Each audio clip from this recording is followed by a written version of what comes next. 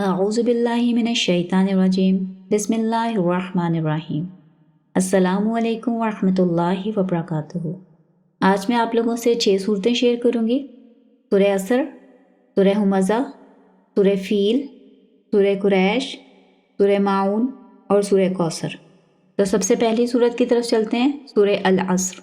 Sequence کے حساب سے صورت نمبر 103 ہے، مکہ میں نازل ہوئی تھی اور اس کی 3 آیات ہیں۔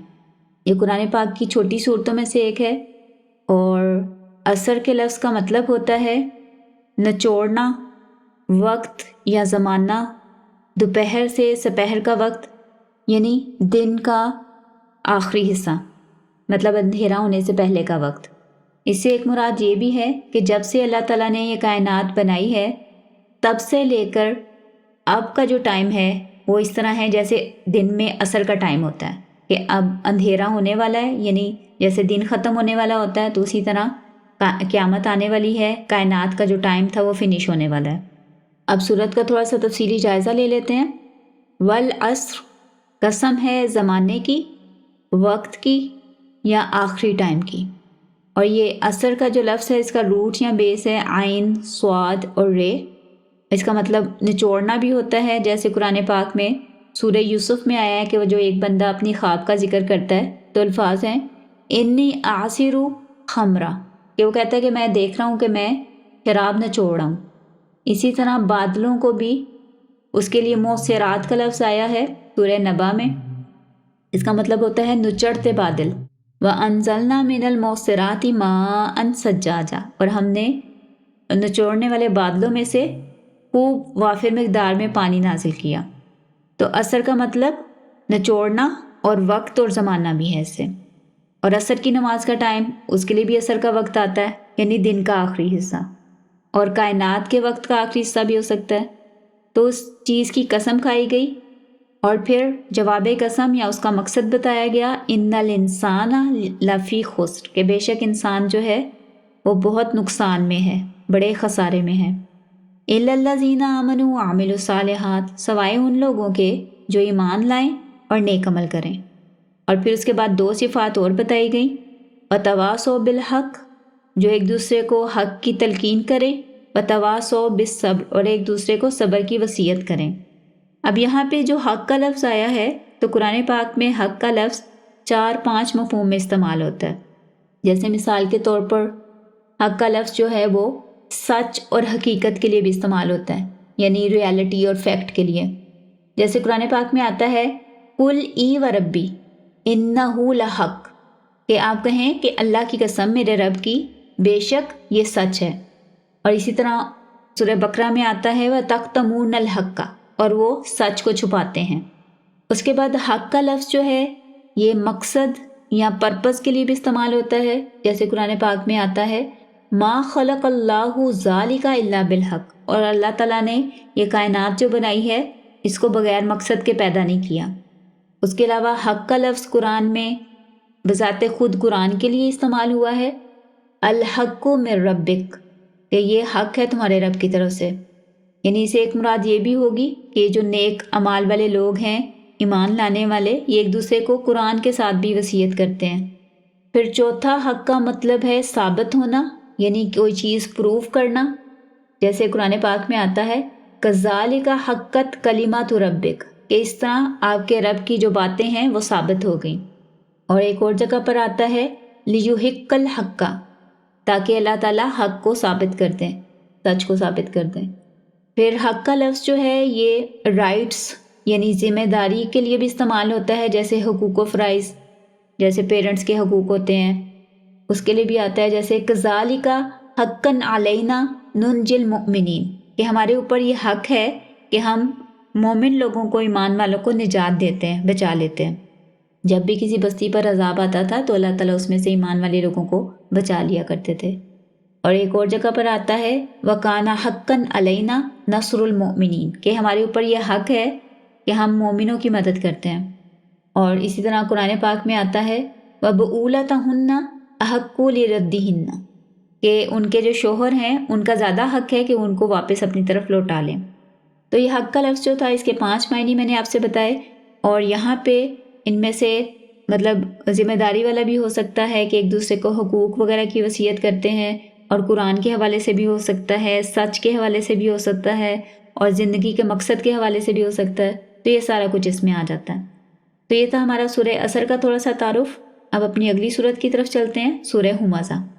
سیکوینس کے حساب سے صورت نمبر 104 ہے، مکہ میں نازل ہوئی تھی، اس کی ٹوٹل 9 آیات ہیں، اس کا نام اس کی پہلی آیت میں سے لیا گیا ہے۔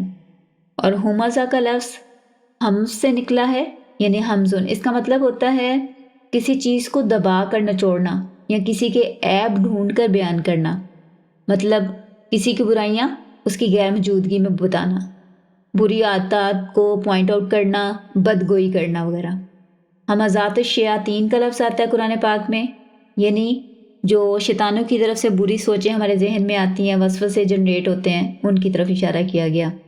آئیں اب صورت کی طرف چلتے ہیں۔ ویل لکل ہمزۃ لمزہ، ویل کا لفظ جو ہے یہ تباہی، بربادی، ہلاکت کے لیے آتا ہے، اور کچھ علماء کا خیال ہے کہ جہنم کی ایک ایریا ہے، ایک سیکشن ہے جسے پوری جہنم پناہ مانگتی ہے، یعنی بہت ٹارچر والی جگہ ہے۔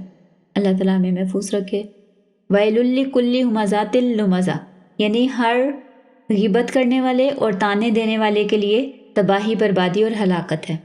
لمز کا لفظ جو ہے تانے دینا، طنز کرنا، منہ پر کسی کی بے عزتی کرنا، یہ دونوں لفظ بیسیکلی قریب المعنی ہیں، یعنی ان کے معنی آپس میں ملتے جلتے ہیں اور انٹر ایکسچینج بھی ہو جاتے ہیں۔ یعنی کچھ لوگ کہتے ہیں کہ ہمز کا مطلب ہے تانے دینا اور لمز کا مطلب ہے غیبت کرنا، اور کچھ اس کے اپوزٹ وائس ورسا کہتے ہیں۔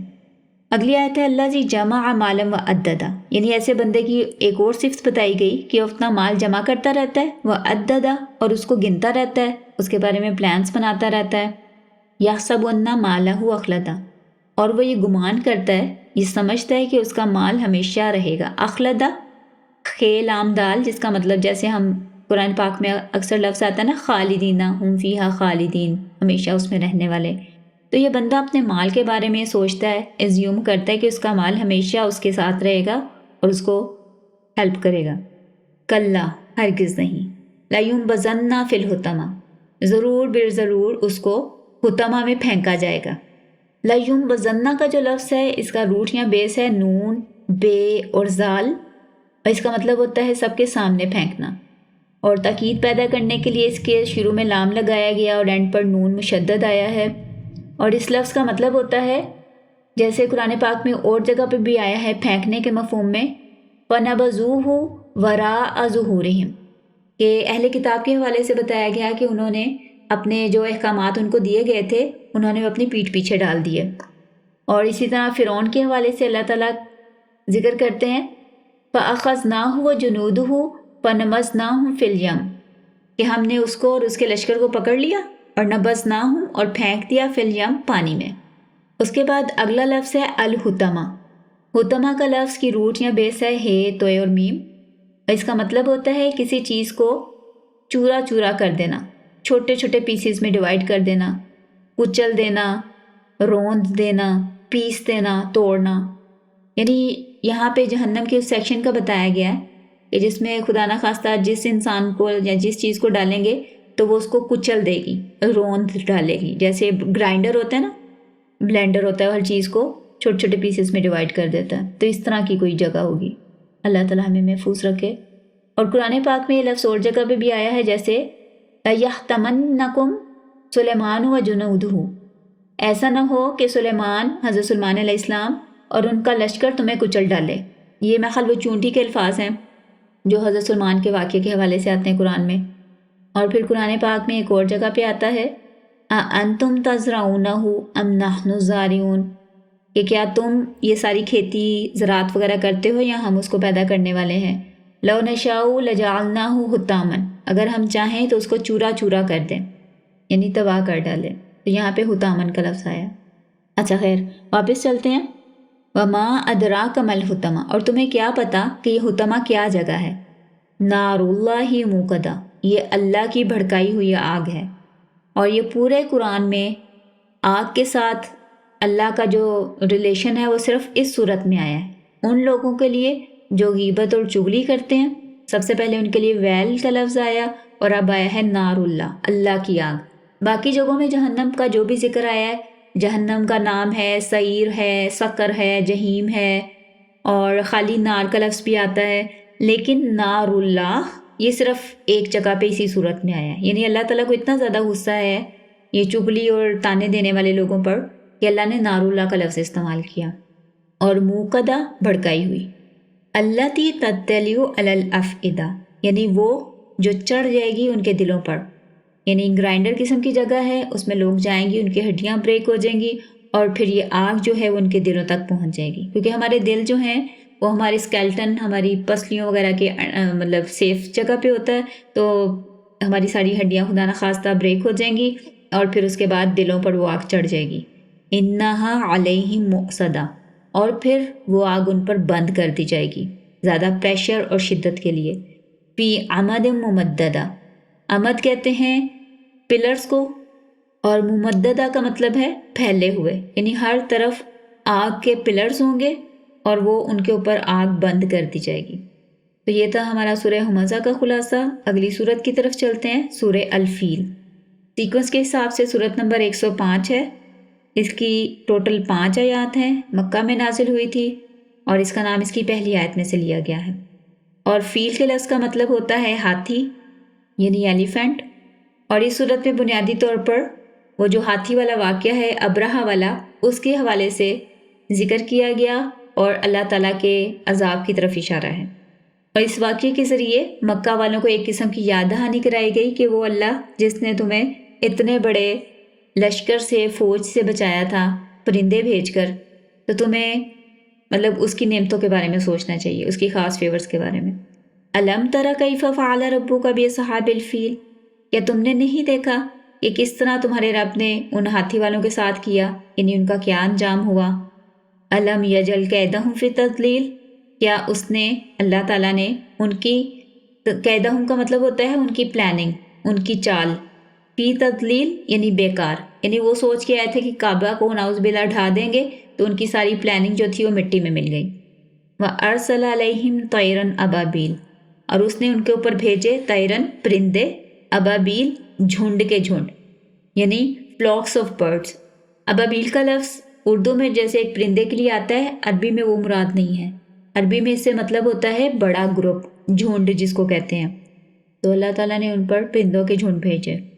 ترمی کا لفظ جو ہے یہ رما یرمی سے نکلا ہے، جیسے ہم حاجیاں عمرے کے لیے جاتے ہیں تو وہاں پہ رمی کرتے ہیں نا، پتھر مارتے ہیں، تو وہاں سے۔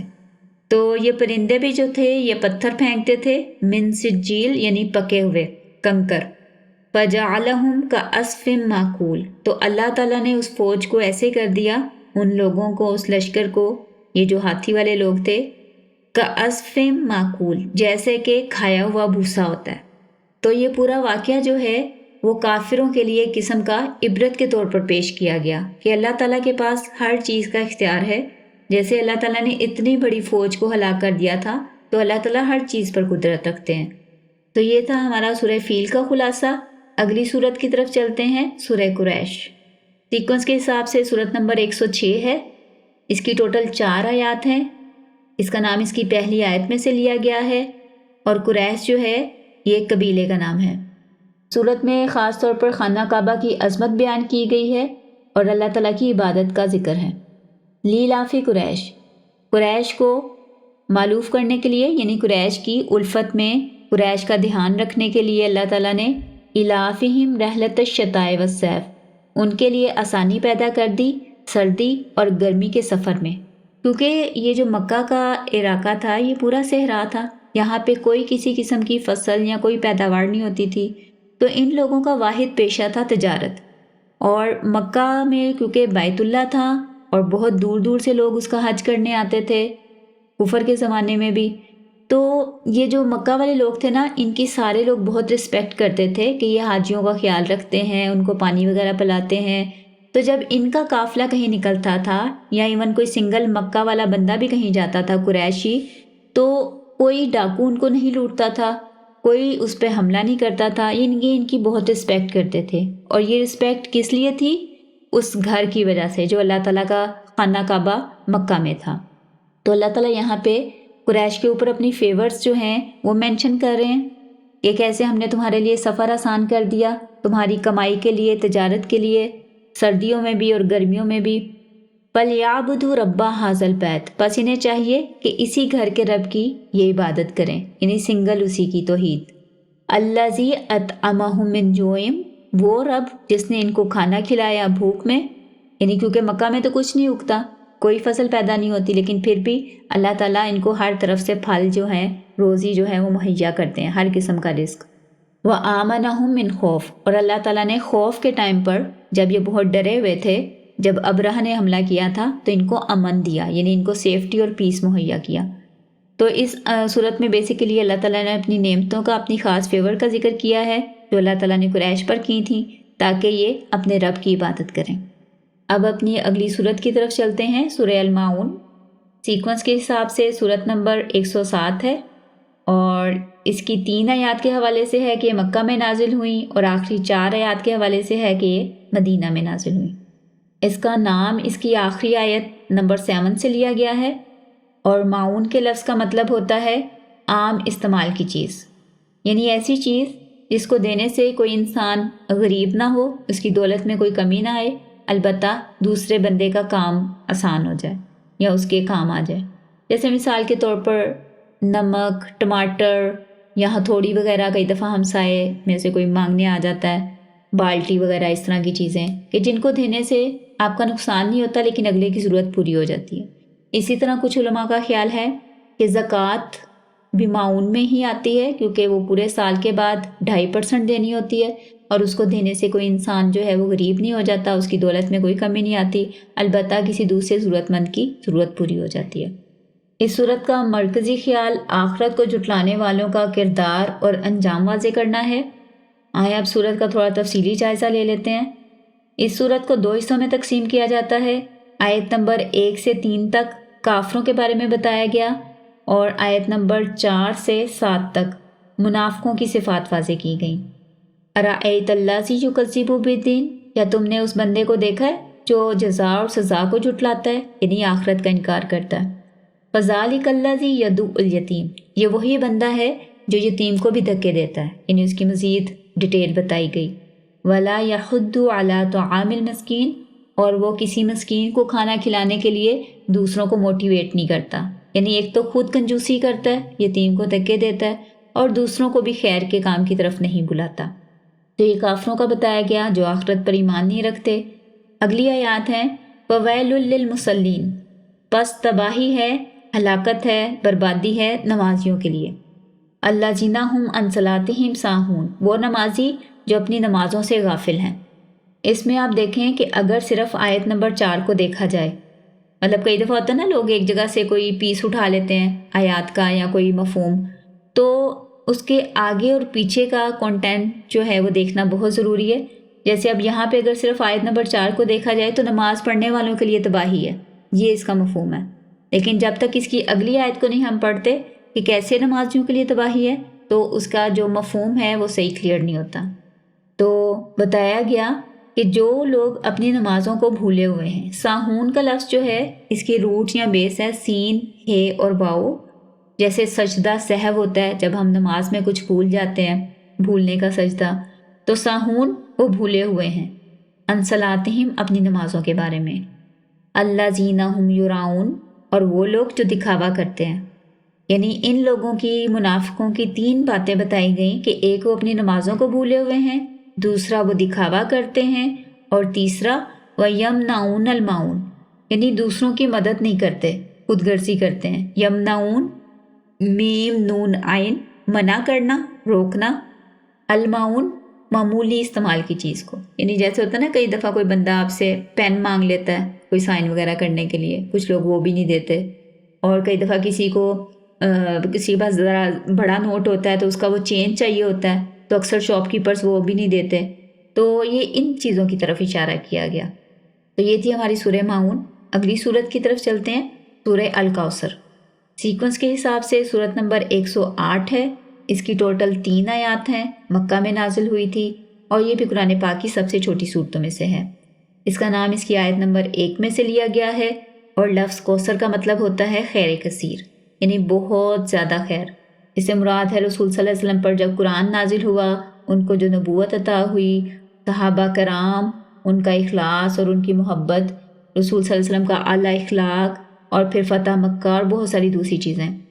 اور اس کے علاوہ حوض کوثر جو ہے اس کی طرف بھی اشارہ ہے۔ سورت کے مضامین کے حوالے سے آیات کی ڈسٹریبیوشن دیکھ لیتے ہیں۔ آیت نمبر 1 میں نبی صلی اللہ علیہ وآلہ وسلم کو تسلی دی گئی اور خیر کثیر کی نعمتوں کی خوشخبری دی گئی۔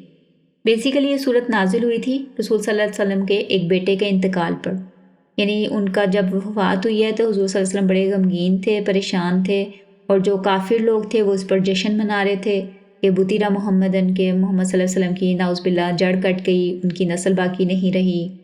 تو اس پر یہ صورت جو ہے اللہ تعالیٰ نے نازل کی اور نبی صلی اللہ علیہ وآلہ وسلم کی اٹینشن ان کی نعمتوں کی طرف لے کر گئے۔